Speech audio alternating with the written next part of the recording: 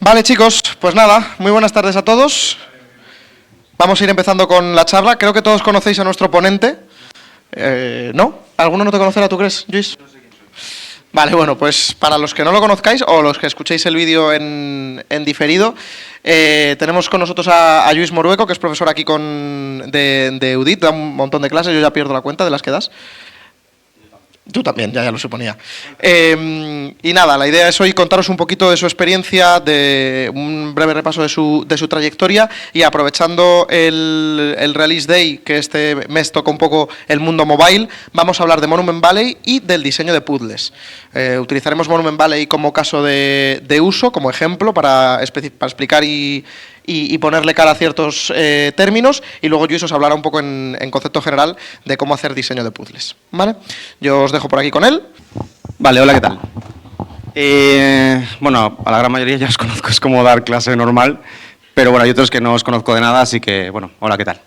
La idea hoy es hablar un poco de puzzles. Digo un poco pues porque los puzzles, que no se sabe muy bien qué es, ¿no? Es como un cajón desastre de un montón de cosas. Y en este caso pues son puzzles visuales, puzzles más de perspectiva, también de desplazamiento, de botones, etc. Pero principalmente los puzzles son, no sé, cualquier cosa, ¿no? Pueden ser matemáticos, pueden ser lógicos.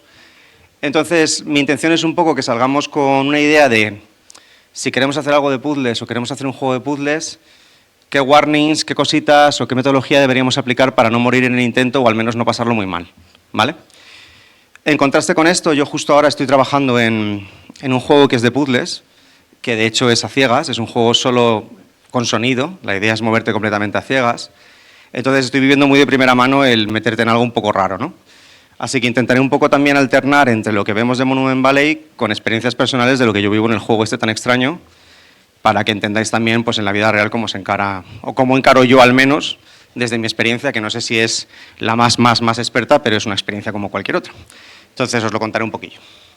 Lo que vamos a ver hoy, bueno, por lo pronto vamos a hablar un poco de quién soy, para los que no me conocéis, lo que pretendemos hacer con diseño de puzzles, y hablamos de qué es Monument Valley, que entiendo que todo el mundo lo conoce, no sé si todo el mundo lo conoce, pero bueno, por si acaso lo refrescamos.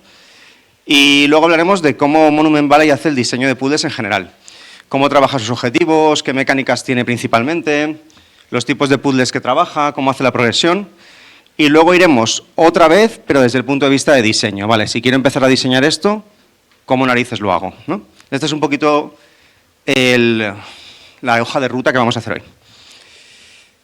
En principio no hay preguntas, ¿no? Siempre tengo la costumbre de preguntar. Las preguntas al final. Se me hace raro. ¿Vas a preguntar ya? Ah, pensaba que sí. Vale. Bueno, pues yo soy Lluís Morueco. Veréis que pone García porque no me cambio el apellido porque me da pereza, pero siempre uso el de mi madre, ¿no? Entonces, Lluís Morueco, si me queréis buscar, pues Lluís Morueco. En todas partes Lluís Morueco, menos en el correo de la universidad, ¿vale? Porque en el DNI es García. Ya llevo unos 15 años con la broma, creo. Sí, porque en 2008, 2009 más o menos. Y bueno, ahora estoy sobre todo de game designer freelance, de profe, y hago otro tipo de cosas pues, relacionadas con educación, lo que he dicho, el diseño para un juego a ciegas. Y estoy básicamente con eso, y luego también he sido productor de arte en Room Studio, que bueno, que es no sé si lo conocéis, es una empresa de outsourcing que hace cosas, pues por ejemplo, me tocó trabajar para Star Wars y movidas así, ¿vale? Es un sitio así como interesante. Y en general pues me he movido mucho por el diseño y por la producción, ¿vale? Me gradué aquí, como vosotros, hace 1000 años, concretamente en el 2014. De hecho, alguno de aquí es profe mío, justo acaba de entrar un profe que era mío. Y soy profe desde hace un montón. Con la broma ya ha pasado mucho el tiempo, nos hacemos viejos, nos quedamos calvos y la vida es esto. Vale, aquí pues alguna experiencia de lo que he ido haciendo. Veréis muchas cosas, pero bueno, en la vida pues tienes a veces proyectos muy largos y a veces proyectos muy cortos. En mi caso eran proyectos muy cortos y a la vez, muchas veces, rollo, igual convivía con 3 proyectos a la vez y era un poco dramático. Suena un poco flipado, pero no están todos, pero para que entendáis que a lo mejor vuestra vida es sobrevivir, ¿vale? No lo digo en plan, ¡buah, qué genio, he hecho un montón de cosas!, sino que a veces hay que hacer un montón de cosas y ya está, ¿vale? Y simplemente pues te da una experiencia y aquí estamos, ¿no?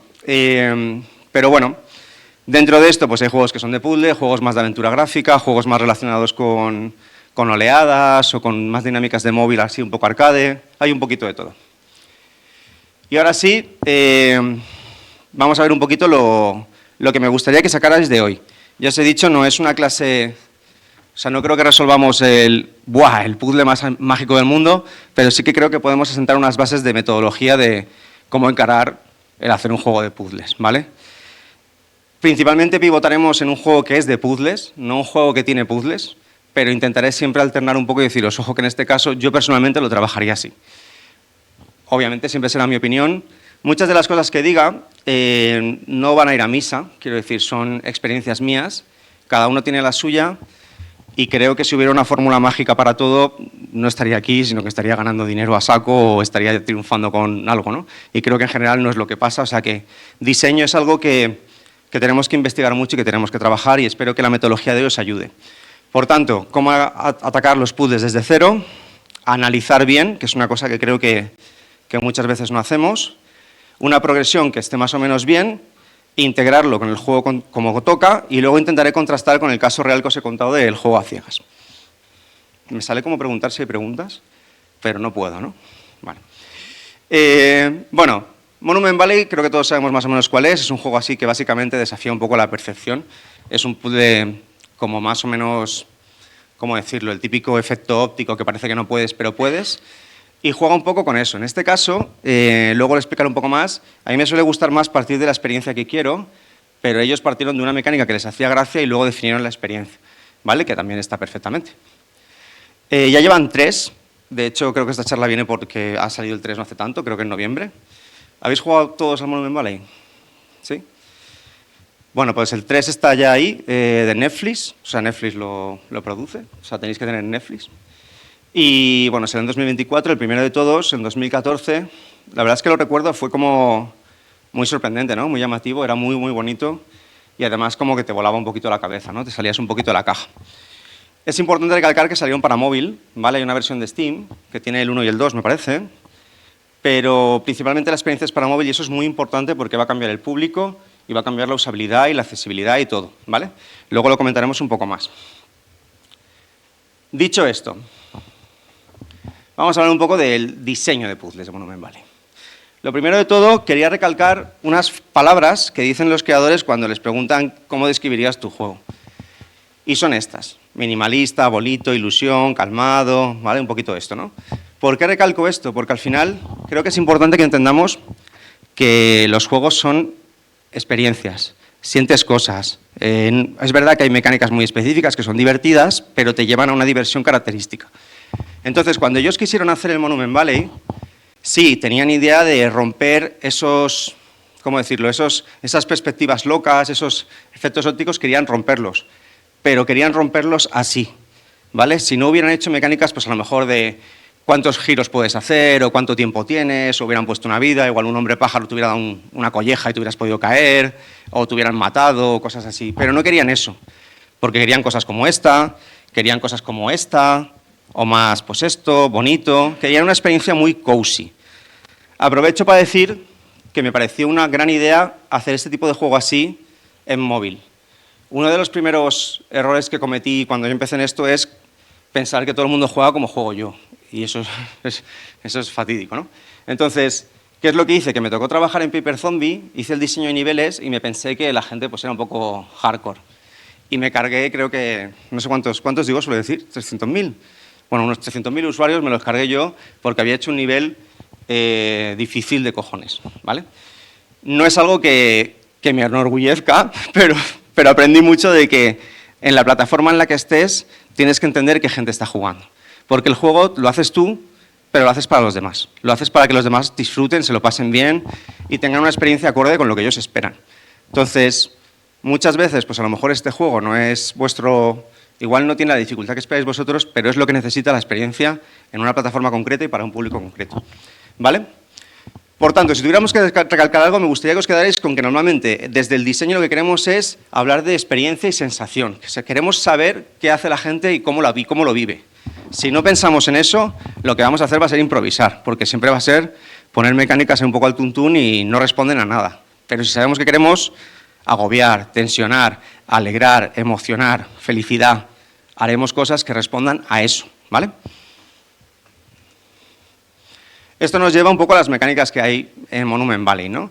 Pues cosas como perspectivas así ilusorias, girar y rotar, subir y bajar plataformas, activación de botones, puertas, cosas que se mueven, interacciones con el entorno. Si hubieran puesto aquí lo que decía antes, por ejemplo, cuenta atrás, turnos, puntos de vida, estrellas, nivel de, ¿cómo decirlo?, de efectividad, ¿qué más se me ocurre? Número de giros. Si hubieran puesto cosas como esas, no hubieran conseguido lo que he dicho antes. Por eso no las ponen, ¿vale? A ellos les hacía mucha ilusión hacer algo con perspectiva, ¿vale? Pero luego las mecánicas que salen tienen que responder a la sensación o a la experiencia que nosotros queremos conseguir, ¿vale? Esto nos acordamos todos de que es así. ¿Quién no ha jugado jamás en su vida a Monument Valley? Hostia, pues hay bastante gente. ¿Pero sabéis cuál es? Os suena, ¿no? Vale, yo os diría que lo probarais porque una de las cosas que están muy bien hechas, y aquí no se puede ver, es la gustosidad que tiene al desplazar y al arrastrar cosas. Eso es muy importante porque es un juego para móvil. Y la gente tiene que poder jugar con un dedito así, tin, tin, y suave. De hecho, mi madre puede jugar a esto, lo cual es algo muy bueno, porque mi madre puede jugar en móvil, ¿vale? Los juegos móviles están abiertos a todo el mundo, ¿vale? Por ejemplo, mi madre. Entonces, ese tipo de cosas las tenemos que tener en cuenta cuando tomamos estas decisiones, ¿vale? Si tomamos estas decisiones y pensamos que todos son, pues como yo, o como nosotros, que jugamos, pues yo qué sé, competitivo platino, de lo que sea, pues hombre, igual estamos equivocándonos, que a lo mejor no, pero tenemos que pensarlo bien, ¿vale? Next. ¿Qué tipos de puzzles tenemos? Pues bueno, yo he puesto 3 porque me ha dado la puta gana, la verdad. Son los que he considerado yo. Pero es un poco para separar y segmentar e intentar entendernos un poquito mejor. Normalmente pues tenemos los que son una ilusión óptica como tal, de que te quedas un poco así pensando ¿qué narices está pasando aquí? Porque no entiendes cómo está funcionando eso. Luego otros que son de manipulación, que es verdad que normalmente son para resolver estos, pero hay algunos que básicamente es mover, rollo apartar obstáculos, avanzar, encontrar 4 giros y movidas así. Y luego están los de sincro, como puede ser el de ese pajarillo que si os fijáis tienes tú que intentar, bueno, a ver, no es justo ese ejemplo, no es el más complicado del mundo, pero bueno, que tienes que intentar que el pájaro vaya por un camino para que active un botón y ese botón te permite hacer no sé qué, ¿vale? ¿Qué pasa? Que si nos ponemos a analizar eso, por ejemplo, en perspectiva de ilusión óptica, estos ejemplos que veis aquí trabajan mucho eso. Este es el primero de todos. Bueno, no es el primero, me lo he inventado, pero es uno temprano. Pero si os fijáis, ya el mero hecho de que esto sea así es raro, ¿vale? No es un puzzle, o sea, es solo andar hacia adelante. Pero el mero hecho de que tú te quedes con cara de, ah, vale, o sea, que hagas ese pensamiento, nos está diciendo que ese tipo de puzzles busca eso, busca el análisis, el a ver si entiendo esta movida, a ver si hago no sé qué. ¿Qué pasa? Que te lo ponen pronto porque lo siguiente van a ser cosas más tipo esas de ahí. Si os fijáis, ese de ahí, que es el puzzle final del 1, todo lo que voy a poner aquí es del 1, ¿vale? Salvo algún GIF que me parecía chulo, generalmente son del 1. Si os fijáis aquí ya tenéis que entender muy bien todo el espacio, pero porque es el último capítulo y la idea es que tú ya sepas analizar muy bien los efectos ópticos. Pero al principio te van a hacer cosas como esta, o este que está aquí, que ahora a ver si se junta, que este también es bastante clásico. No se va a juntar. Ahora, a ver. Uy, vale, me cargo. Hasta luego. ¿Veis? Fijaos eso. Eso sería imposible, pero la gracia de este juego es que juega con lo imposible, ¿vale? Entonces, voy a recoger el micro antes de que me cargue algo más. Entonces, la idea es que estos puzzles buscan que la propia perspectiva y la ilusión óptica te deje un poco parado y que tengas que entenderla para avanzar. Si no la entiendes, no puedes avanzar, ¿vale? ¿Sí? Los siguientes, que son más de manipulación, juegan también con perspectiva, pero muchas veces se centran en manipular. Si os fijáis la perspectiva tampoco es súper compleja y principalmente empiezas ahí, vas bajando y lo que haces es subir, bajar, mover y se centra mucho en tocar, ¿vale? Cuando son puzzles así es porque la experiencia que buscan es más de resolver rápido, como pum, pum, pum, pum, pum, pum, pum, pum, pum. La idea es que tengas como contrastes entre el flipar y quedarte un poco de análisis, que cansa mucho, y el simplemente resolver, ¿vale? O yo lo interpreto así. Sí que es cierto que en algunos casos, pues como este, pues igual te piden jugar un poco más con la perspectiva y entender lo que estás haciendo. Pero muchos de estos son, yo creo que si jugáis los resolveréis casi tocando un poco sin querer, ¿vale? Para que nos entendamos. Que no quiere decir que sea malo, ¿vale? Es simplemente otra forma de experimentar, ¿vale? Estos serían los de manipulación del entorno.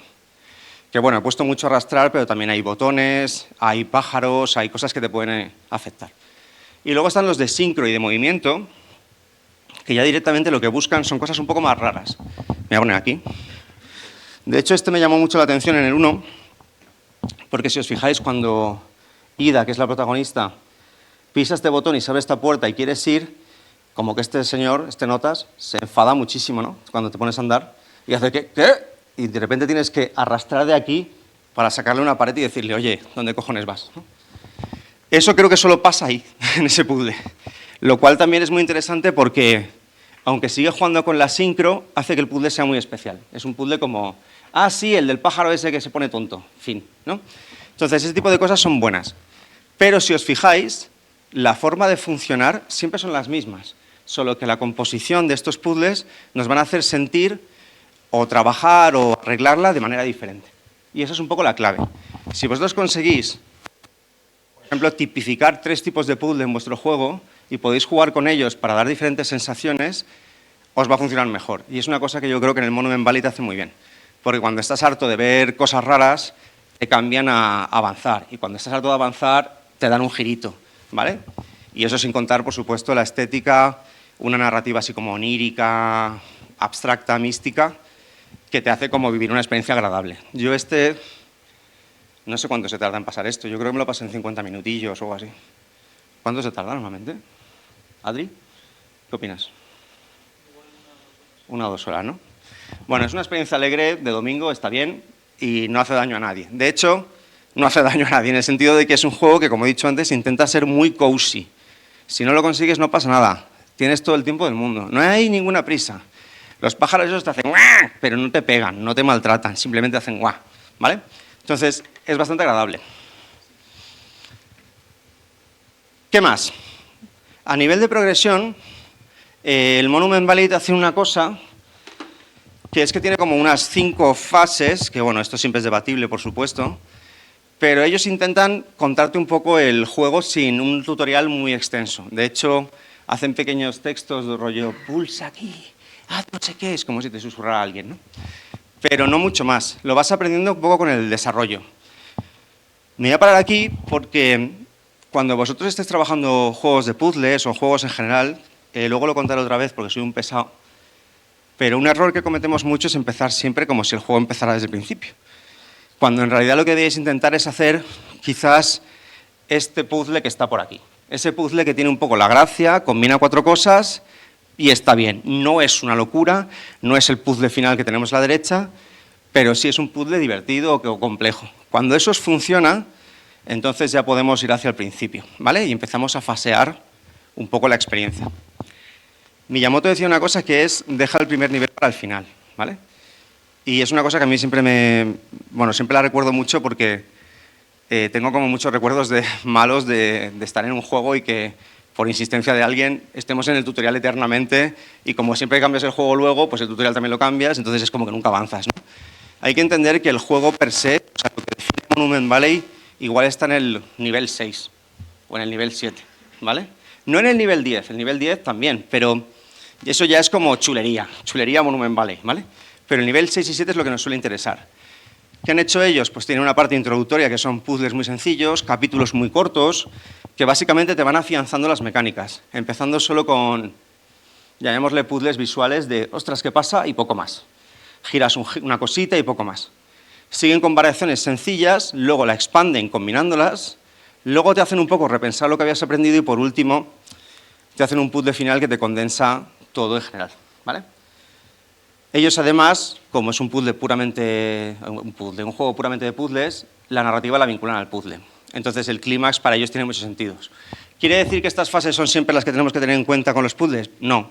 Si hacemos un juego, pues como un Resident Evil, que tiene puzzles asociados a la narrativa normal, igual nunca queremos progresar de esta manera. Igual el último puzzle no tiene que ser emocionante, sino que es un puzzle que lo resuelves para conseguir una llave y esa llave es la que luego te lleva a algo emocionante con el lenguaje del Resident Evil. ¿Me explico, no? Hoy estamos hablando del Monument Valley que busca esto, pero no os quedéis con que esto es una chuleta de éxito y tal. No, esto es una cosa que puede hacer el Monument Valley y vosotros no, ¿vale? Lo importante aquí a veces es pensar un poquito con lógica, ¿vale? Es rollo, ¿qué quiero hacer exactamente? ¿Cómo quiero contar las cosas? y cómo quiero que las sientan, ¿vale? En qué orden, de qué manera, ¿vale? Esto está claro, ¿no? Vale.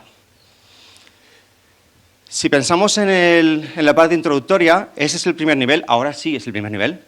Si os fijáis, es una tontería, solo hay que rotar. De hecho, no puedes hacerlo mal, o sea, es decir, a ver, lo puedes rotar mal, pero acabarás pasando, ¿vale?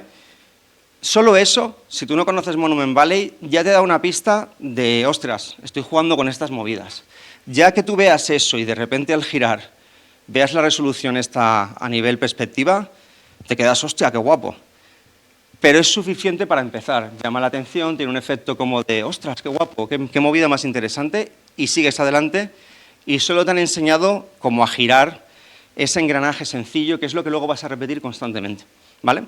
Fijaos que además ponen un par de textitos como súper, hey, súper majo, ¿vale? Súper amable. Entonces, esto es lo más importante. En este juego rotar o tocar en general lo es todo, y es lo primero que haces, tocar, ¿vale? Y eso pues tiene unas consecuencias. También aprendes alguna cosita que está muy bien, ya lo veremos luego, de feedback, de que cuando estás pasando la pasarela, pues se esconde la manivela para que sepas que no puedes tocarla, de hecho ves que no puedes tocarla. Entonces, al final se trata de pensar que cuando definimos un puzzle, es como cuando hacemos niveles o cuando hacemos cosas en general, tenemos que pensar cuál es el objetivo para eso que estamos haciendo. Si no lo pensamos, lo que estamos haciendo es improvisar y no responde a nada, ¿vale? En este caso, lo que querían ellos es enseñar las interacciones básicas, moverse, girar estructuras, entender que el jugador entiende que es como por casillas, que tocas con el dedo y hace pi, pi, pi, pi, pi. Todas esas cositas se enseñan aquí, en la parte de introducción, que ellos han faseado así porque les ha dado la gana, insisto, ¿vale? Ahora hay juegos que a veces te empiezan con algo súper avanzado y luego te hacen un... ¿Cómo se llamaba esto? ¿In media res? ¿Era in media res? Bueno, ahora me he olvidado, perdóname. Bueno, que te hacen lo de empezar desde el final y que digas, hostia, qué guapo, y luego te llevan al principio, ¿no? Puede ser también. Al final eso es una decisión vuestra, pero tenéis que entender que vosotros tenéis unas pretensiones y las tenéis que aplicar. Cuando hablamos ya de variaciones, en la parte de la segunda fase, tenemos aquí el capítulo 3, el templo este escondido, y aquí, si os fijáis, ya toca mucho más. Es más hacer, deshacer, pero hay una linealidad muy clara, no es un puzzle en plan que te vuelvas loco. Entiendes la perspectiva, entiendes que puedes subir y bajar, y es suficiente, y te ponen un botoncito, y ves que cambias un poco de fase, ¿no? Aquí la idea es, vale, tú ya sabes tocar, sabes mover cosas, ¿qué te parece si movemos muchas cosas a la vez? O si las combinamos con un botón, o si las combinamos con perspectiva y luego subes y luego bajas, ¿vale? Aquí ellos están buscando pues lo que pone abajo. Básicamente, introducir la variación de que ahora puedes hacer alturas y pues a lo mejor pues, un botón o aprender alguna cosita más. El jugador ya es experto en lo visual, es experto en rotar, ahora le falta ser experto en mezclar otras cositas, ¿vale? ¿Sí? La siguiente fase, que sería más de expansión, aquí tenéis el capítulo 6, que es un poco lo que os decía antes. Aquí ya tenemos elementos completamente nuevos, tenemos el tótem ese tótem lo podemos desplazar, nos puede ayudar a subir y bajar, podemos jugar con él para hacer perspectiva, ¿veis? Ahí lo pone ahí, entonces ya se sube y con él pues lo puedes mover para llegar a otro sitio, ¿no? Aquí ya estamos combinando todo con muchísima más gracia, incluso nos hemos tomado la licencia de meter elementos nuevos. Y ya el jugador ya tiene muy interiorizadas las reglas, ya sabe muy bien cómo está funcionando todo y cuando ve esto, enseguida empieza, ¿cómo decirlo? Su cabeza a hacer como, ah, vale, giro aquí, hago esto, tal, tal, tal, tal. Entonces se trata de ponerlo un poquito a prueba, pero tampoco volviéndonos muy locos, pero sí dándole un poquito de gracia, ¿no? Entonces nada, aquí si os fijáis ya está mezclando un montón.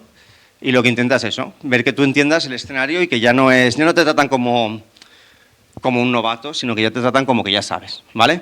Este yo creo que es el punto cuando empezáis a hacer juegos en el que yo me movería cuando queremos validar algo o una idea o prototipar una idea, que luego lo contaré. ¿Vale? Siguiente, el que sería de desafío, el capítulo 8, el de la caja. Lo siento porque os estoy spoileando todos los puzzles, pero bueno. Es muy sencillo, ¿eh? Los podéis hacer. A ver, son muy grandes. A mí este me gustó mucho porque cada zona de la caja que tocas te abre un mundo nuevo y tú apareces y desapareces de ese mundo. Aquí cuando ellos hacen los desafíos es porque de repente te han dicho, vale, muy bien, tú pensabas que podías tocar el mundo de esta manera, pero también puedes tocar el mundo entero. Te puedo cambiar de escena en cualquier momento, puedes teletransportarte a sitios que no tienes tan claro dónde están, que tienes que buscar. A mí me pasaba que, por ejemplo, abrías la caja y nunca sabía dónde estaba esta señora, porque podías abrir la caja como quisieras, ¿vale? Pues este tipo de puzzles lo que hacen ya es, vale, ya eres un crack, sabes muy bien hacerlo todo, pero ¿qué te parece si te doy un girito, te doy una vuelta, ¿vale? Empezamos a sentir que las cosas no eran tan obvias y encima se nos pide en cada cara de la caja un tipo de puzzle como diferente, uno más visual, uno más de rotación, uno más de movimiento, uno de sincronización, tiene un poco de todo. Y claro, esto es el desafío puro, puro y duro, ¿vale? ¿Sí? Aquí la clave principal es que te cambian un poquito las reglas. No es que te las cambien, siguen siendo las mismas, pero le dan un giro que no te esperabas, ¿vale? Luego tenemos la parte de clímax, que sería el capítulo final. En este capítulo básicamente tienes... antes he puesto un ejemplo por ahí, perdonadme. Ese de ahí de la derecha es el capítulo final, ¿vale? ¿Qué pasa? Que si os fijáis aquí hay 3 bolitas, ¿vale? Y hay unas puertas que tienes que llegar sabiéndolo todo. Tienes que entender el ejercicio visual perfectamente y a medida que entras a una puerta vas cambiando a diferentes, ¿cómo decirlo?, retos, ¿no? Ese de ahí es uno de los retos, ¿vale? Cada reto trabaja un poco dificultades diferentes, ¿vale?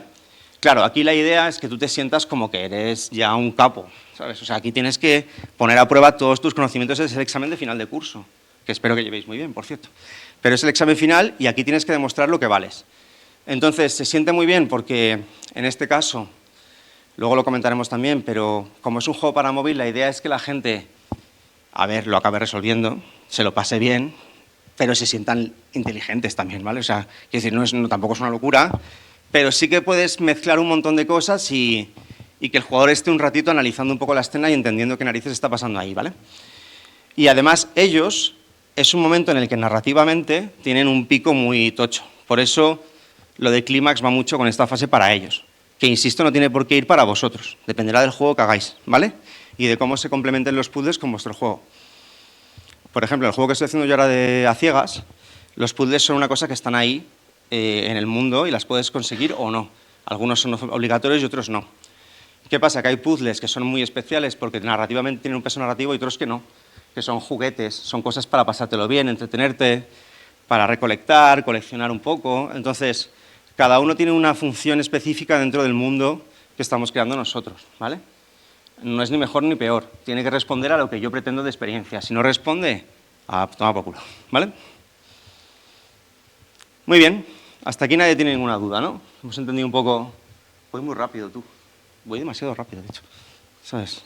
Dime. ¿Qué clase de magia negra han hecho para programar esto? Pues mira, hay un tío que lo explica. Sobre todo, creo que lo que hacían era un sistema de celdas con IDs. Y lo que haces es que cuando haces un giro, los IDs de las celdas los cambias para que el orden del movimiento del muñeco siga un nuevo patrón de paz. O sea, tú a lo mejor tienes... Ese no es un buen ejemplo, espérate. Pues yo qué sé. Este de aquí, pues aquí esto tiene igual unos números y cuando lo giras, este número que era el 5, pues este ahora no es el 6, es el 24, por decirlo algo. ¿Sabes? Entonces van alterando los números. Creo que lo hacen así, ¿eh? Pero vamos, esto es lo que vi que un tío intentaba sacar por su cuenta, que igual eso lo ha hecho de una manera y luego ellos lo han hecho de otra, ¿vale?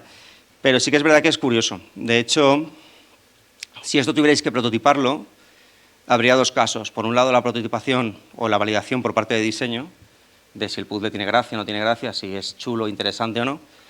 Y luego está la propia validación técnica, de cómo hago esto, que se entienda, que se vea bien, que lo podamos resolver. A veces nos metemos en jardines que no podemos. De hecho, ahora vamos a ver a eso, pero... Lo importante es que tiene un reto también relativamente importante tecnológicamente. O al menos para mí lo tendría. A lo mejor un programador. ¿Alguien de aquí es programador? ¿Nadie? Al fondo, ¿no? ¿Cómo lo veis? ¿Lo hacéis en 2 tardes esto? Yo creo que tiene un poco de pensamiento, un poco de análisis. Pero bueno, yo qué sé, no tengo ni puta idea. Pero vamos, al final se trata de que todo eso tiene que validar. Pensar que la experiencia no es solo que el puzzle esté bien hecho, también es cómo se ve el puzzle, cómo se oye el puzzle. Dime, Pablo.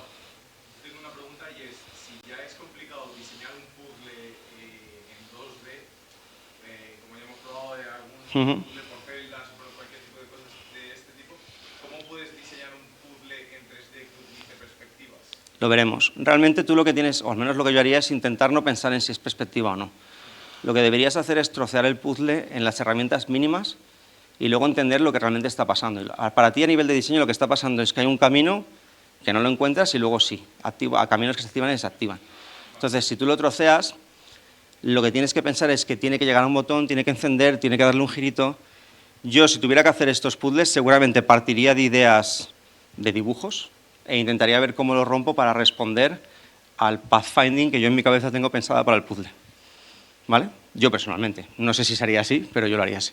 ¿Vale? Luego lo veremos, de todas maneras. ¿Alguna pregunta más? Ya que estamos en modo clase total. Vale. De acuerdo. Pues vamos a ver un poco lo de los puzzles, ¿vale? Que es un poco a lo que yo vengo aquí.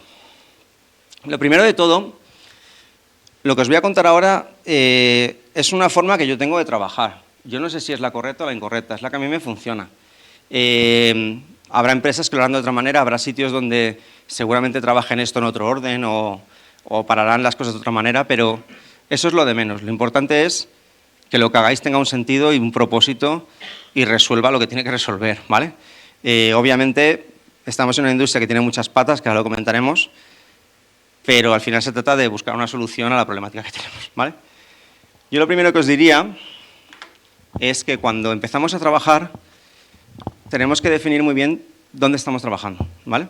Una cosa que solemos hacer mal es que nos metemos en un juego de puzzles, pero no pensamos en si es móvil, o no pensamos si es para móvil y para PlayStation, o no pensamos si tiene que ir con sonido o no.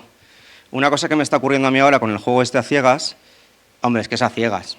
Entonces, si es a ciegas, no ves, ¿no? Está obvio, ¿no? Eso quiere decir que a nivel sonoro tiene que estar bastante currado. ¿Podemos garantizar que todo el mundo tiene cascos con binaural, por ejemplo? Pues no lo sé. Yo entiendo que no. Entonces, una de las cosas que tenemos que tener en cuenta es que a lo mejor hay gente que no puede jugar genial a ese juego. O tenemos que reducir las exigencias a nivel auditivo para que el estéreo sea más que suficiente para responder un montón de cosas y no hacer un Atmos o un sonido 8D del copón.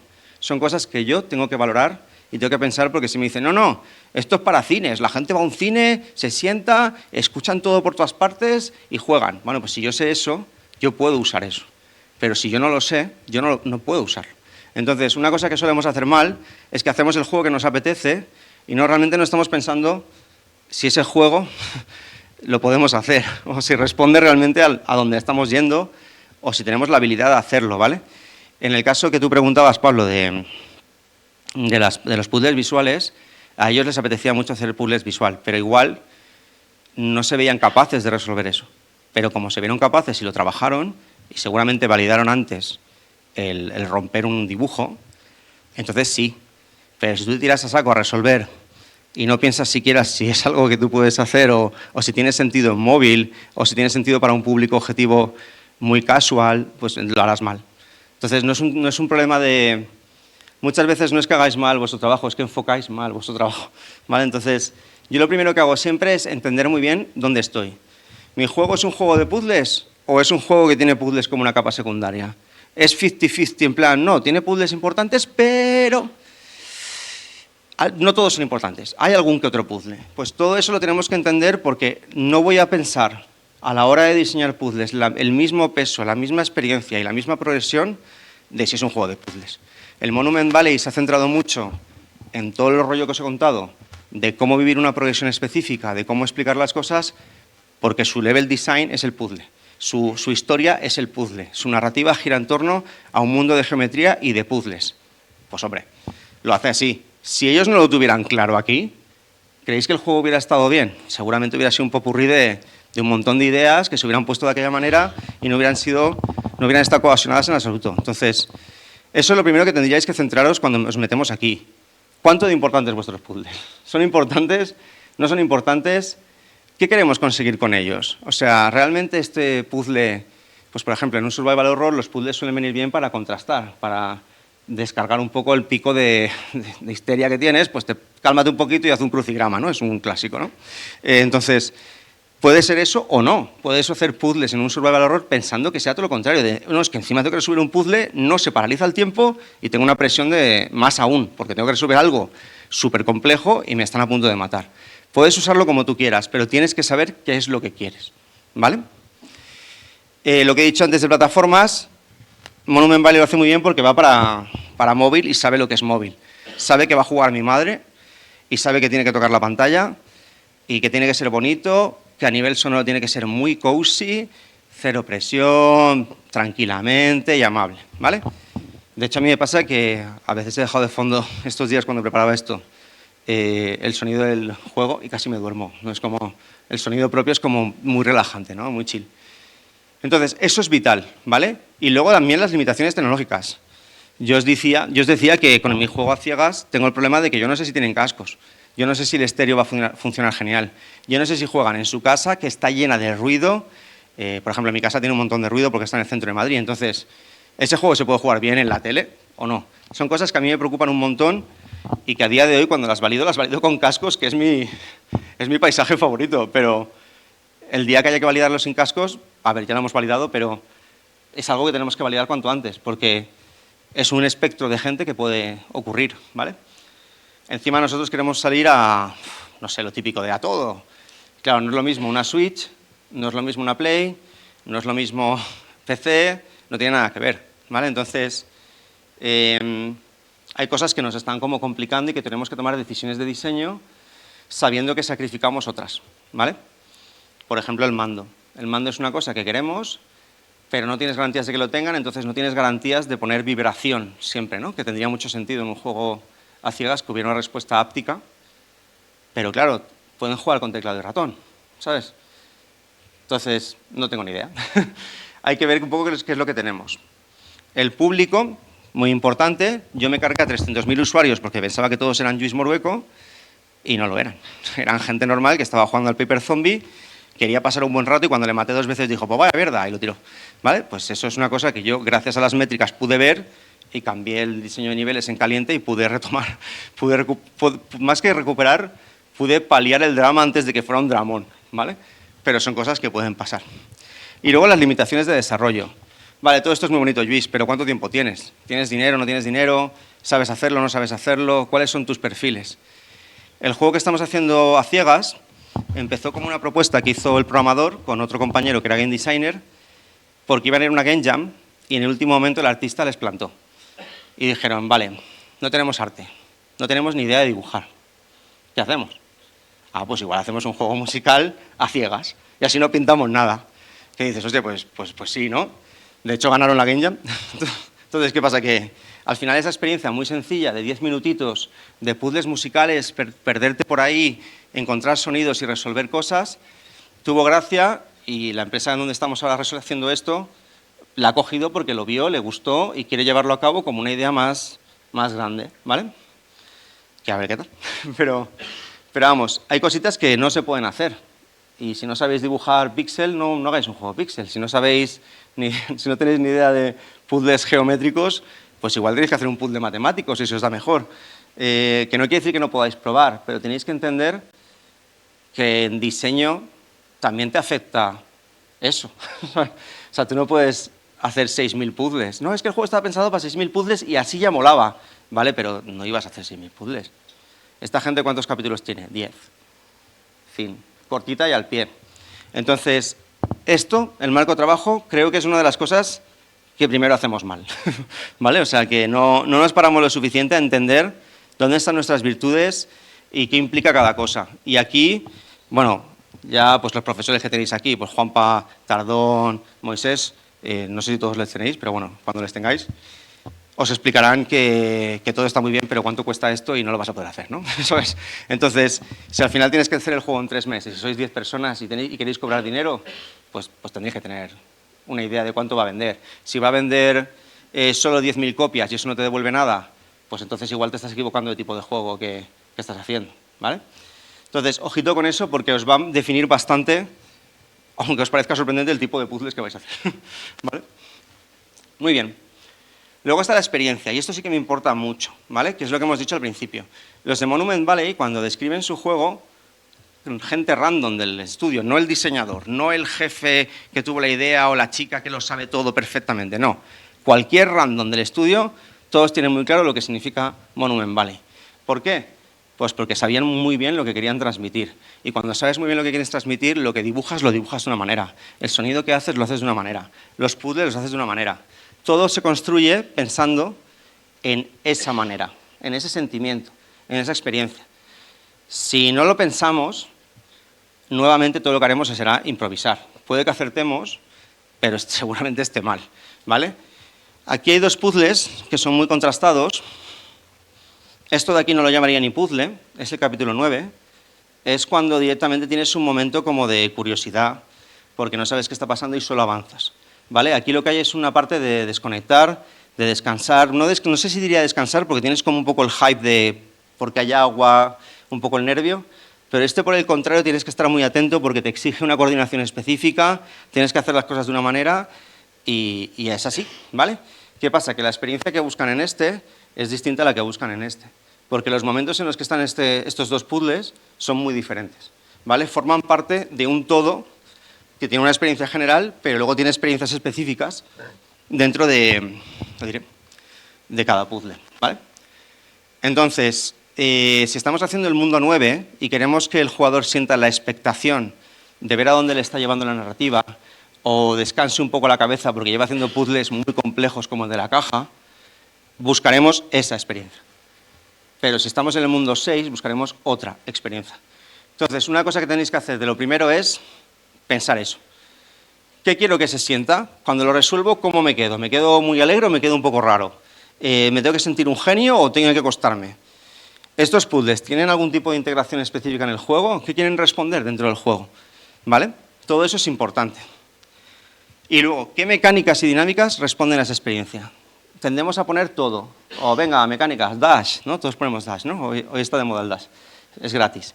Pues ahora todos ponemos dash, doble salto, venga también, wall jumping, todo lo tenemos. Tenemos todo, pero ¿para qué exactamente? ¿Qué queremos hacer con ello? ¿Vale? Pues si tú tienes aquí unas mecánicas que son rotar, las que hemos visto antes, rotar, ver un espacio un poco raro, girar, mover un pájaro, hacer un botón, ¿vale? Si tenemos todas esas cosas, de esas cosas, ¿cuáles responden a lo que yo quiero? Si yo quiero sentir aquí una expectación, una calma, una tranquilidad o no sentir presión a nivel mental, ¿metéis aquí lo de los pájaros? No, ¿verdad? No metéis los pulsadores a lo mejor, o los metéis como un objetivo al que vas, ¿vale? Creo que uno de los grandes errores que cometemos siempre es olvidarnos de este pequeño matiz, ¿vale? Hemos hecho un montón de mecánicas y no las combinamos para hacer las dinámicas que nos interesan o que responden a la experiencia que necesitamos. Simplemente las ponemos. ¡Hala, venga! Son gratis. Y claro, luego se siente mal de cojones, pues porque no se están usando con un objetivo. Y el objetivo es eso. Al final la gente cuando juega siente cosas. ¿Qué queremos que sientan? Fin. ¿Qué responde a eso? Pues las ponemos. ¿No responden a eso? Pues se quitan. No pasa nada. El wall jumping no tiene por qué ser siempre protagonista, pero habrá un momento que puede que lo sea.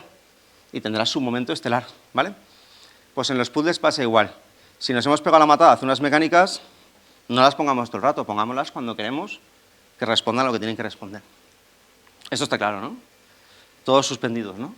Vale. Lo siguiente, ritmo y fluidez. ¿Cómo encaja lo que decía antes? ¿Cómo encaja ese puzzle en el momento particular en el que estás?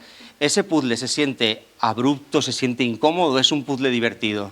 ¿Es un puzzle de giro 4 cosas y ¡ay, qué emocionante! ¿O de repente me estoy parando a hacer un sudoku que no me lo veía venir? ¿Vale? ¿Qué es lo que estoy haciendo con ese puzzle? ¿Cómo afecta al ritmo y a la fluidez? Lo que decía antes. Este de aquí es el que viene después de la parte del agua, ¿vale? Es simplemente bajar. Por cierto, no hagáis mucho caso a los colores, que la herramienta que he usado para sacar los GIFs se los carga, ¿vale? El juego se ve más guay en realidad. Entonces, esto es básicamente resolver muy fácil. Incluso esto es dar vueltas, vueltas, vueltas y la última es la correcta, ¿vale? O sea, todo es avanzar, avanzar, avanzar. Y lo que tú notas aquí es que el jugador lo que quiere es ver qué hay al final, ¿vale? Entonces, todas las mecánicas que hay aquí van a eso. El ritmo que tienen es de... Casi te diría que estás ansioso, porque todo es tocar, tocar, tocar, tocar, no a nivel difícil, sabes perfectamente lo que tienes que tocar, pero sí al nivel de que estás nervioso, que tienes ganas de ver qué pasa al final. Entonces, todo se hace pensando en ese ritmo porque en ese momento tiene ese sentido. ¿Cómo aprendemos? ¿Cómo descubrimos las cosas? De la misma manera que tenemos descubrimiento a nivel de aprendizaje de mecánicas, también tenemos a nivel narrativo, a nivel de cosas nuevas, eventos importantes. Todo eso hay que tenerlo en cuenta también y tiene que ver con la experiencia. Si el aprendizaje en el caso de los puzzles no es progresivo, es un stopper que flipas.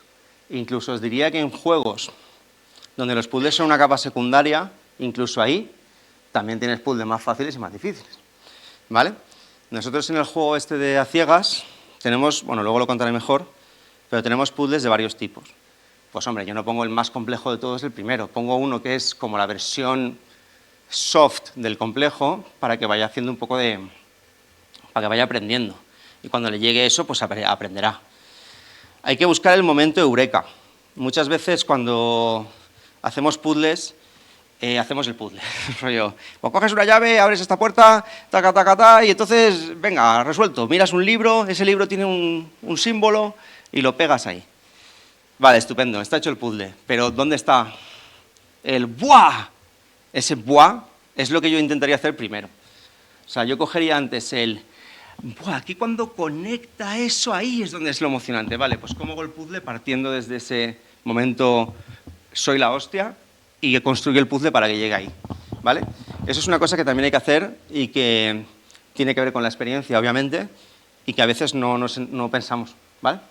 Tenemos que intentar entender cuál es ese momento eureka y vamos, partir de él, porque es lo que más nos interesa. Y obviamente, pues recompensa y satisfacción. En un juego móvil el juiciness es como...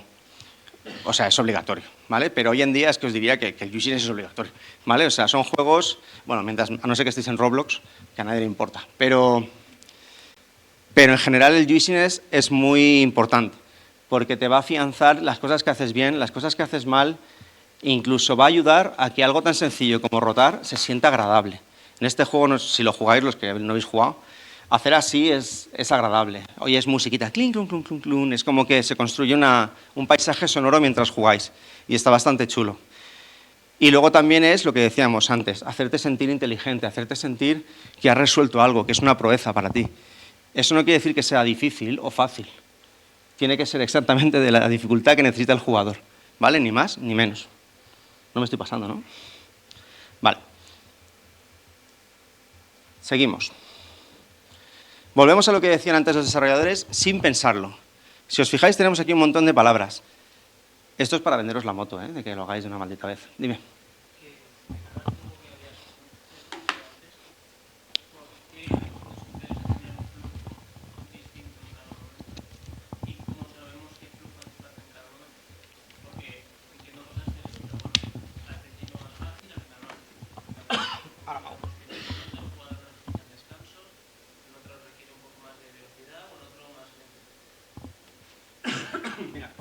No lo sabes. O sea, lo ideal es validar, ¿vale? Tú puedes tener una idea porque llevas una experiencia o porque analizas otros juegos. O sea, hoy en día me parece un poco raro que abarques un juego y no juegues a otros juegos similares y te hagan un poco de hilo conductor o de plantilla. Yo personalmente haría eso. Haría una plantilla que sepas que más o menos te funciona y luego intentaría entender por qué está funcionando, ¿vale? La respuesta de cuándo quieres un tipo de flujo, cuándo cambias el ritmo y tal, la tienes tú, porque eres tú el que sabe la experiencia que quieres. Si tú quieres contar una historia, ¿vale? Pongamos que es un juego muy narrativo. Quieres contar una historia y es una historia típica del viaje del héroe, sabes dónde tienes que meter más o menos el clímax, entonces los puzzles que vas a desarrollar van a estar en ese punto del 70%, 80%, un poco de la historia.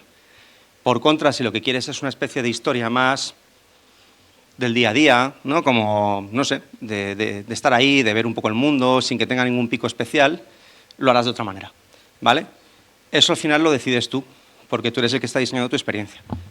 Y cuando no sepas por dónde empezar, en vez de tirar de un folio en blanco, yo tiraría de juegos que sepas qué tal. ¿Qué pasa cuando no hay juegos que sepas qué tal? Pues entonces ahí tienes que intentar, yo personalmente me gusta validar como bloqueando una variable, ¿no? Prefiero ponerme un hilo conductor que yo creo que puede estar bien, en base a mi experiencia, y trabajo sobre él. Luego igual me doy cuenta de que me he equivocado completamente. Pero me daré cuenta al principio porque validaré desde el principio, que eso luego lo veremos. Una cosa que hacemos mucho en general, y es normal porque la vida sigue y tenemos miles de entregas, tenemos miles de... Hay un cliente que nos insulta, otro que no sé qué, entonces vamos como muy para adelante, y no siempre nos paramos a ver en qué punto estamos y a validar lo que tenemos. Entonces, eso lo explicaré luego, pero es algo que hay que hacer. Si tú eso no lo haces, un día te encontrarás con que tu juego, hablando mal, es una mierda y no sabes muy bien por qué. Porque no has tenido momento de validar nada en específico. ¿Vale? No sé si te he respondido. Bueno, si no, luego me vuelves a preguntar. Vale, entonces, si os fijáis ellos, pues cosas como bonito, minimalista, es algo que está más o menos presente siempre. Pero cuando hablan de sorprendente, hombre, pues sorprendente es, por ejemplo, la parte del agua, ¿no? De repente es como, hostia, ¿qué está bajando ahí? Significativo, misterioso, pues está ahí. No tienen que estar todas. Son cosas que ellos sienten que reflejan en su juego y en algunos momentos se reflejan más y en otros momentos se reflejan menos, ¿vale? Pero la línea general argumentativa o experiencial va por aquí. Y no ha tenido que venir el diseñador a explicarles nada. Esto lo saben todos. Vosotros mismos podríais pensar lo mismo en este juego. De hecho, lo podría haber intentado. No sé si pensáis lo mismo en este juego, pero creo que todos caeríamos un poco en lo mismo, ¿vale? Entonces, con esto lo que quería decir, perdón, es que, por favor, pensad en la experiencia. Ya está. Sé que soy muy pesado, pero es algo que no hacemos mucho y que es importante. Luego está la parte de elementos que crean diversión, que yo le llamo así, porque, no sé, me da la gana. No sé si se llama así, pero es cuando intentamos, y aquí esto te viene bien, Darío, y Pablo, que me has preguntado antes también, cuando intentamos reducir a la mínima expresión las mecánicas y las experiencias. Si no hacemos el ejercicio de pensar y encapsular cada cosita pequeña, luego construir nos va a costar un montón, porque lo que vamos a hacer es improvisar. Si nosotros nos preocupamos de decir, tío, se puede rotar así y mueve cosas, y eso es algo. Vale, pero rotando y que justo aparezca un pájaro es otra cosa. Me hace sentir como sorpresa, ¿vale? Si empezamos a pensar en esas cositas, realmente nos va a ser muchísimo más fácil que nuestros puzzles estén bien compuestos, porque tendremos piezas pequeñas que podremos ordenar para conseguir lo que queremos, porque cada una de ellas estará categorizada y clasificada para darnos algo que hemos validado o hemos sabido que funcionaba. Entonces, a mí esto me parece un paso vital, os lo he contado a algunos en diseño de niveles también, os lo cuento también en experiencia de mecánica, en todo. Creo que es muy importante saber lo que es la macro y lo que es la micro. Si tenemos el macro, sabemos la experiencia general, sabemos lo que queremos sentir muy bien. ¿Qué cositas pequeñas nos pueden dar esas cosas ahí y las podemos unir para conseguirlo? ¿Vale? Esto es un poco el objetivo de cuando hacemos esta parte, que son los elementos estos que crean diversión, ¿no? Y, por supuesto, no vale hacerlos sin más. Hay que entender que esos elementos son divertidos, nos tienen que convencer, ¿vale? Aquí tenéis algunos bocetillos de la gente. Aquí ya son puzzles grandes, pero si os fijáis aquí, está trabajando cosas muy concretas, piezas muy específicas, de, ostras, pues si giro esto genera un triángulo, o pues si giro esto, genera un no sé qué. Ese ejercicio, que a lo mejor no hay que hacer una Biblia de eso, a lo mejor no hay que llegar a ese punto, pero el ejercicio de hacerlo nos va a ayudar a entender cómo construir nuestros puzzles o cualquier cosa en general de una manera que no dé vergüenza ajena, ¿vale? Básicamente. Entonces, es muy importante que lo hagáis y creo que os va a ayudar muchísimo.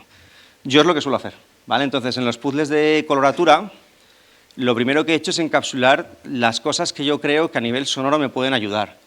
Pues sé que tengo la espacialización, sé que esa espacialización me puede hacer ir hacia un sitio, sé que esa espacialización la puedo vincular a un input, rollo, mira por la derecha, le doy a la derecha, como si fuera un Guitar Hero, ¿no? Podría jugar a eso. Entonces, todas esas ideas pequeñas las tengo apuntadas y eso me ha llevado a pensar en tipos de puzzle, que encapsulados me permiten hacer muchos puzzles, ¿vale? Pero si no las pensamos es muy difícil. Lo siguiente sería categorizar. Esto que tenéis aquí es justo del juego que estoy haciendo yo, ¿vale? Estos son posibles puzzles, bueno, de hecho son puzzles, ¿vale?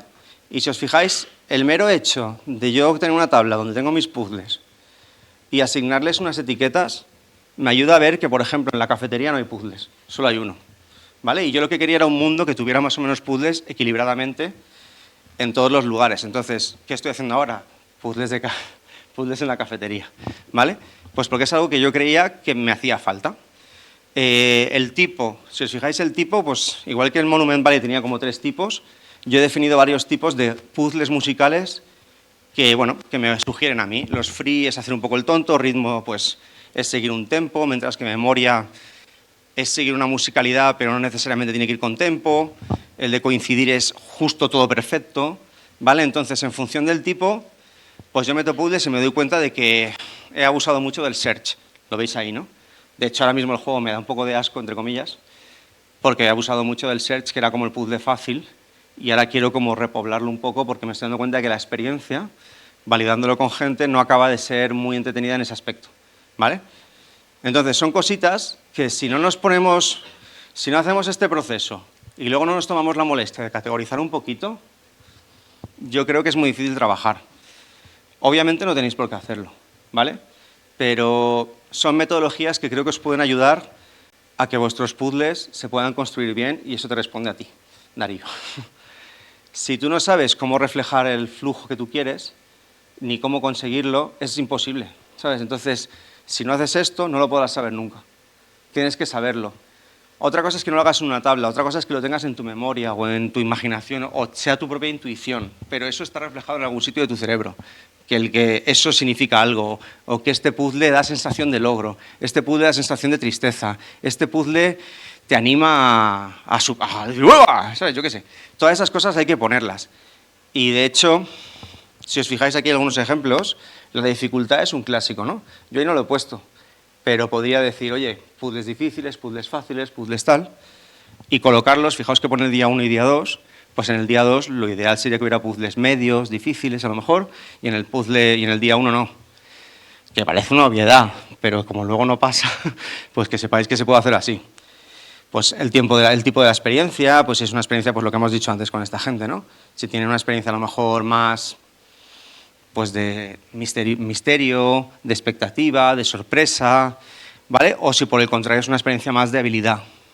El tiempo de resolución, esto es importante porque a veces no contemplamos, empezamos a meter cosas y luego el juego es como largo de cojones o corto, y no hemos hecho el ejercicio un poco de entender qué pretendíamos a nivel temporal, que a veces también es una cosa importante. A mí me pasa en el juego este, que si me preguntáis a mí, que yo creo que ahora también lo tengo muy gastado, el día 1, el ir y volver, se me hace un poco pesado.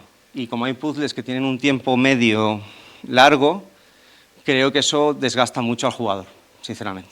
Entonces son cositas que yo tendría que tener en cuenta y que me van a ayudar a entender un poco qué colocar, ¿vale? ¿Cómo se interactúa? Igual hay puzzles que se tocan, o hay puzzles que se descubren de un sitio, hay puzzles que se desbloquean haciendo no sé qué. En el caso del Monument Valley, hay cosas que tienes que tocar tú, pero hay cosas que ocurren solas, y tienes que hacer algo cuando ocurre algo, ¿vale? O solo tienes que mirarlas. Los puzzles que son solo visuales, que tienes que entender el espacio, los tienes que mirar, no los tienes que tocar, ¿vale? Entonces, saber la interacción es importante. Narrativa, si tiene algún tipo de vínculo narrativo o no, y su ubicación, pues dónde están. Si estamos hablando de un Resident, pues hombre, hay que poner dónde están, ¿vale? En el Monument Valley pues será más en qué momento salen, ¿no? Pero en el Resident pues tienes que poner dónde están, te tienes que hacer a lo mejor un diagrama, y ese diagrama seguirlo para ver qué puzzle desbloquea qué puzzle, y tienes que tener un poco de idea de cómo está todo a nivel de vista de pájaro hecho, ¿vale? Por tanto, cuando vayáis a diseñar un puzzle o colocarlo en el juego, Darío, primero piensa qué dificultad queremos tener ahí. ¿Qué queremos que haga el jugador? Que explore, que sea muy rápido el pensamiento, que se entretenga, que no tenga ninguna prisa, que se relaje, que no se relaje. ¿Cuánto tiempo debería estar ahí? ¿Mucho, poco? ¿Es un puzzle sencillo? ¿Es un puzzle fácil? A lo mejor es sencillo, pero lleva tiempo, porque tiene 17 fases, ¿vale?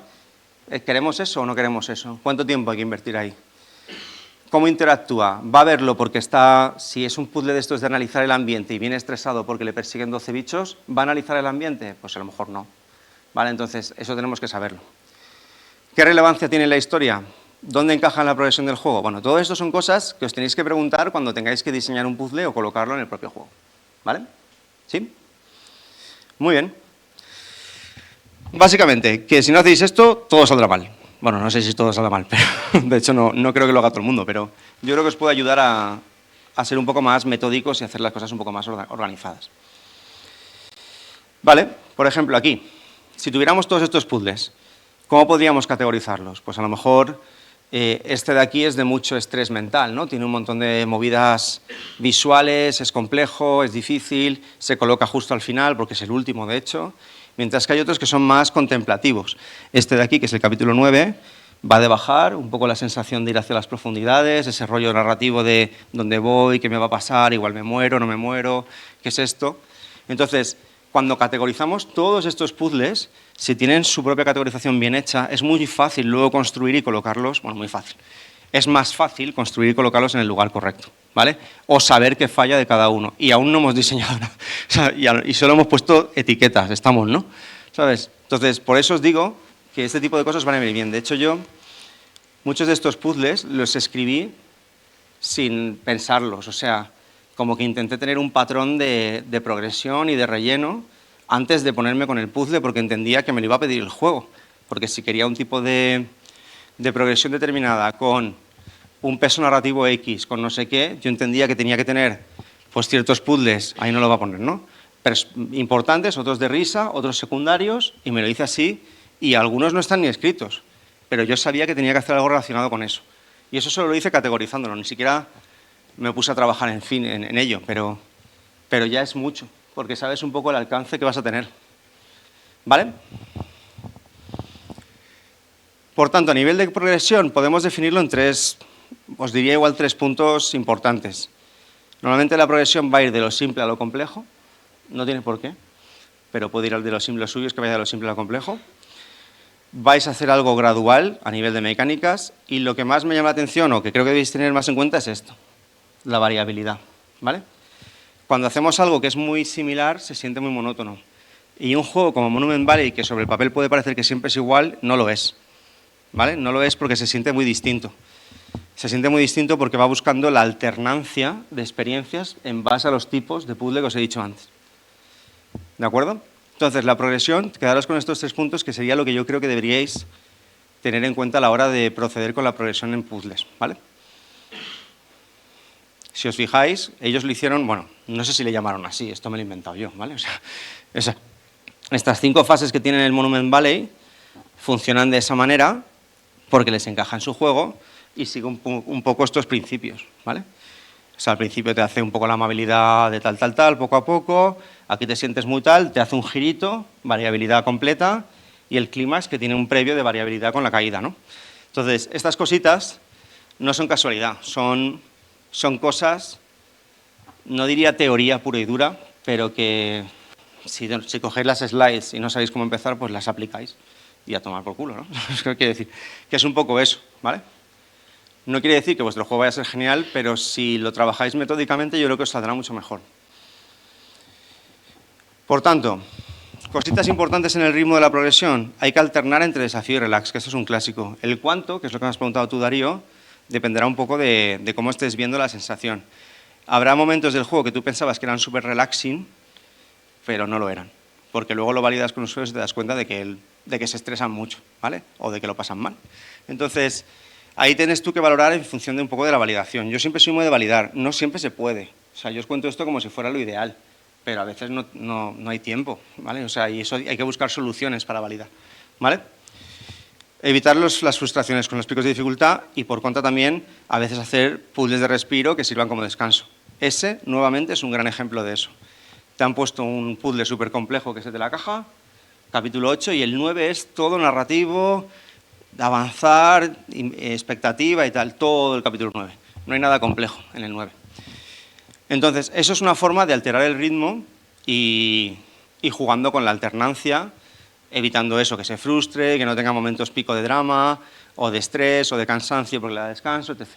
¿Vale? Luego está el feedback y aprendizaje. Todo lo que hagas debería recibir un input de que estás haciéndolo bien, ¿vale? Pero eso no quiere decir que no se pueda equivocar, ¿vale? Los errores también están bien. El tema es cómo trabajáis los errores de la gente.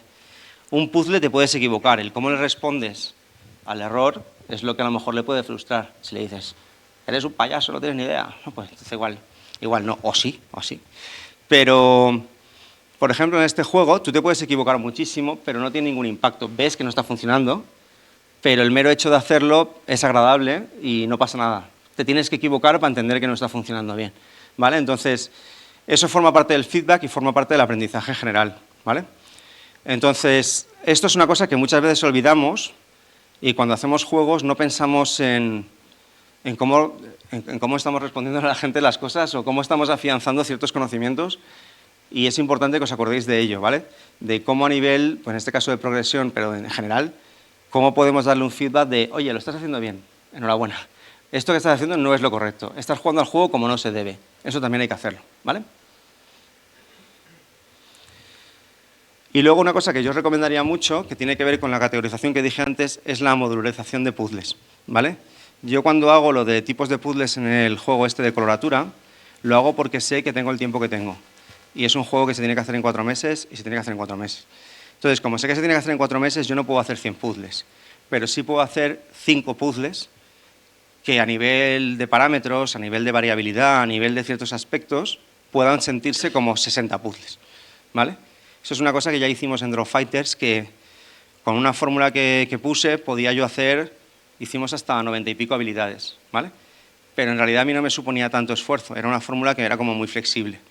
Yo creo que en general la modularización de puzzles os va a ser algo muy vital porque luego cuando queréis hacer la progresión es mucho más fácil coger el puzzle A y transformarlo en el puzzle B si el puzzle A y B son del mismo tipo o tienen modularización fácil que empezar a hacer uno nuevo, ¿vale? Por eso os digo que deberíais empezar pensando en lo macro, pero luego iros al micro y hacer esas pequeñas soluciones de diseño que puedan responder a, pues a esto, ¿no? A eso. Si no, es muy difícil que luego la progresión os quede bien. Si cada puzzle que hacéis, cada cosa que hacéis es súper especial, súper difícil, hardcodeada a muerte, súper compleja, un juego nuevo, es muy difícil que la progresión la hagáis bien porque no la podréis mantener. Es insostenible. Entonces lo suyo es que modularicéis, ¿vale?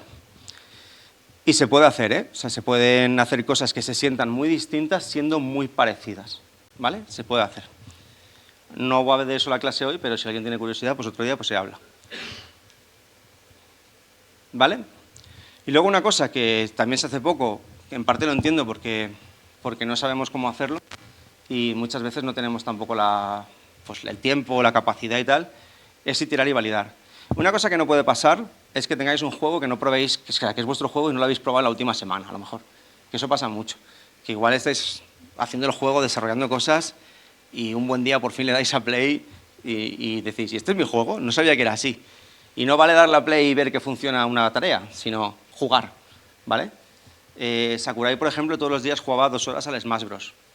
También es verdad que ese tío no tenía vida y luego trabajaba otras 9. Pero jugaba 2 horas al Smash Bros. El Smash Bros sale como sale, pues porque hay un señor jugando 2 horas al Smash Bros todos los días de desarrollo. Pues porque tiene que validarlo todo, tiene que ver que se sigue sintiendo bien, tiene que saber ser objetivo y entender lo que está buscando. Pero si no validáis y tiráis constantemente, eso va mal, seguro. Entonces, ahora lo que vamos a ver son ciertas fases que yo intentaría respetar y que las haría desde el principio, empezando desde el prototipo hasta el final. Que tienen que ver con iterar y validar. Eso os va a ayudar a que los puzzles no estén rotos, que la curva de aprendizaje la tengáis controlada, que a veces os despistáis y de repente os dais cuenta de que el juego no lo entiende nadie, porque os ha sido de madre. Vais a optimizar mucho más la experiencia del jugador, porque como vais a validar bien los puzzles, los vais a probar de verdad, vais a poder hacer más gustosa la experiencia e incluso va a ayudar a los siguientes puzzles, porque como hemos modularizado, va a ser mucho mejor, ¿vale?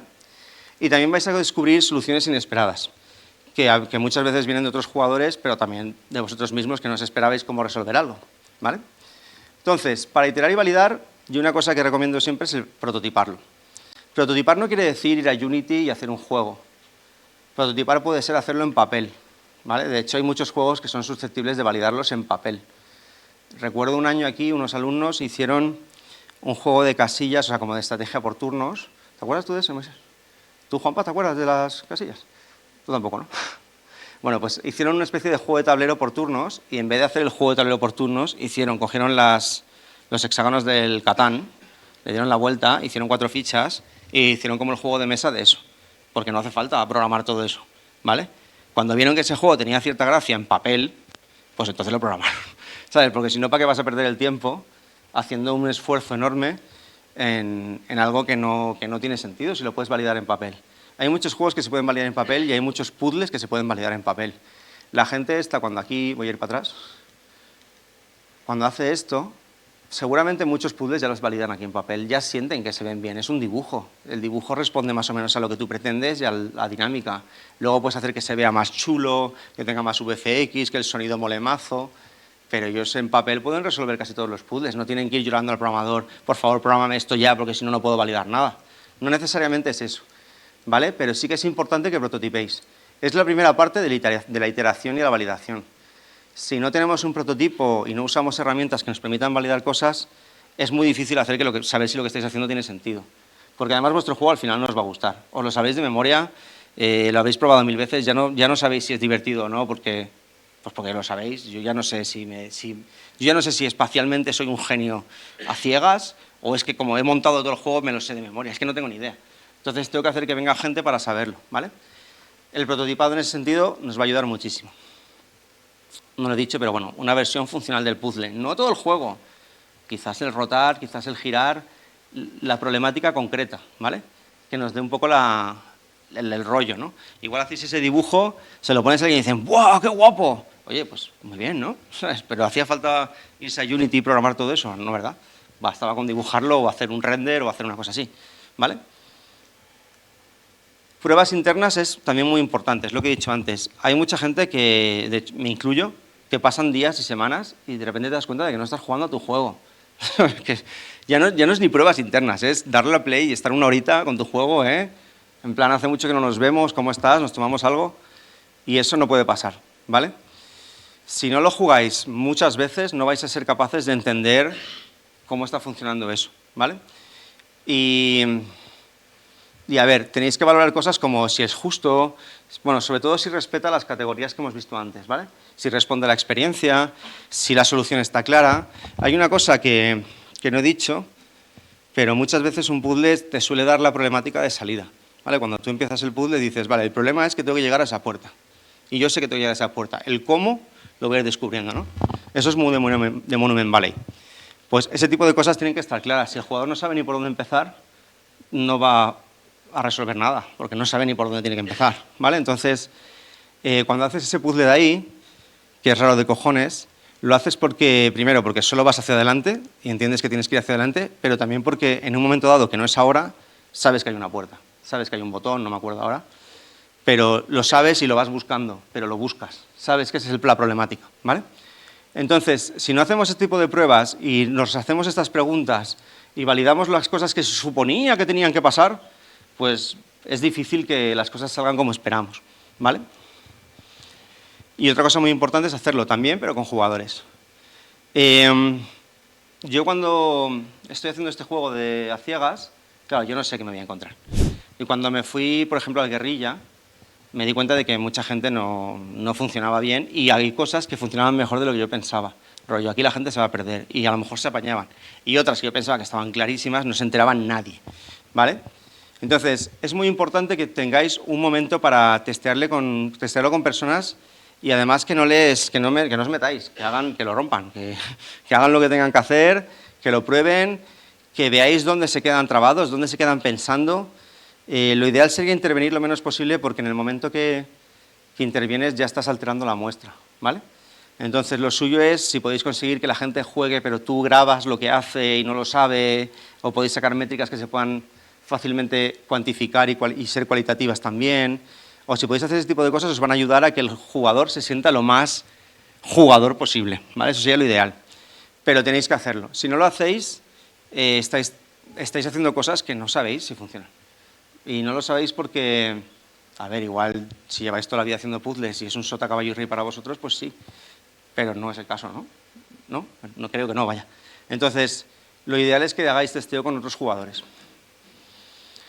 Eso nos llevará a la última fase, que es ajustar y refinar. O sea, a medida que iteramos, prototipamos, validamos, testeamos con usuarios, pues ajustamos, ¿vale? Y cuando ajustamos es cuando tenemos que empezar a ver si el puzzle era demasiado difícil, si el puzzle era demasiado fácil, si la solución no está nada clara, como decíamos antes, la gente empieza y no sabe qué tiene que hacer, a lo mejor realmente el problema no es que no lo entiendan, sino que a nivel de feedback falla muchísimo, que no acaba de responder que las cosas que estás haciendo son correctas.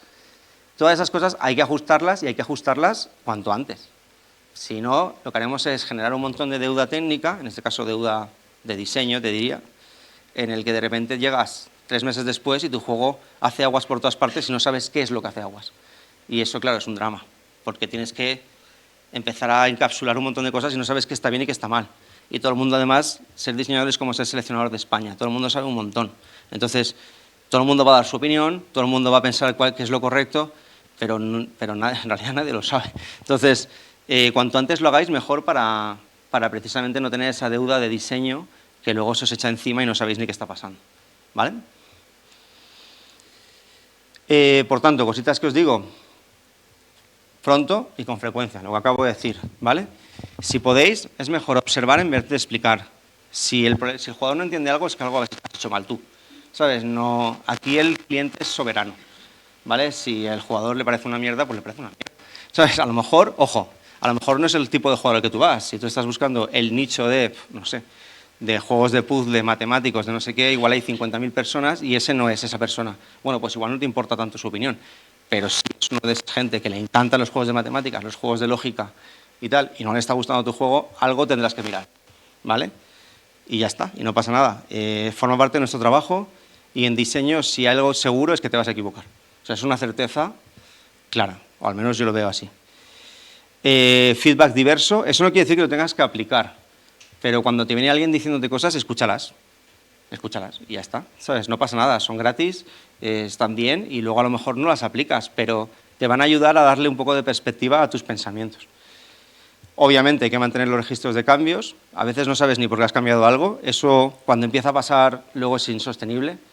Es cierto que en mi experiencia os tengo que reconocer que las experiencias que yo tengo en empresas, salvo en Roommate, es un poco lamentable a nivel de documentación, ¿vale? Pero por ejemplo en Roommate eso, vamos, estaba controladísimo y sabías qué había pasado, cuál era el histórico, cómo había cambiado todo, qué había dicho el cliente, por qué, de dónde venía.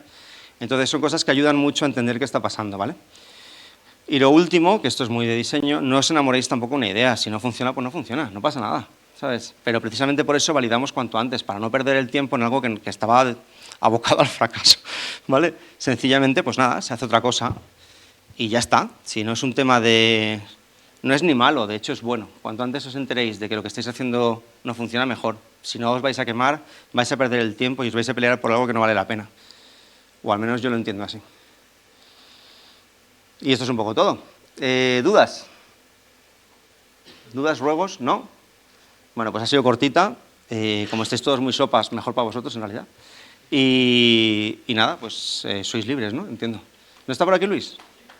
Ah, sí. ¿Quieres decir algo antes de cerrar? ¿Son ellos libres? Pues enhorabuena, sois libres. ¡Bravo!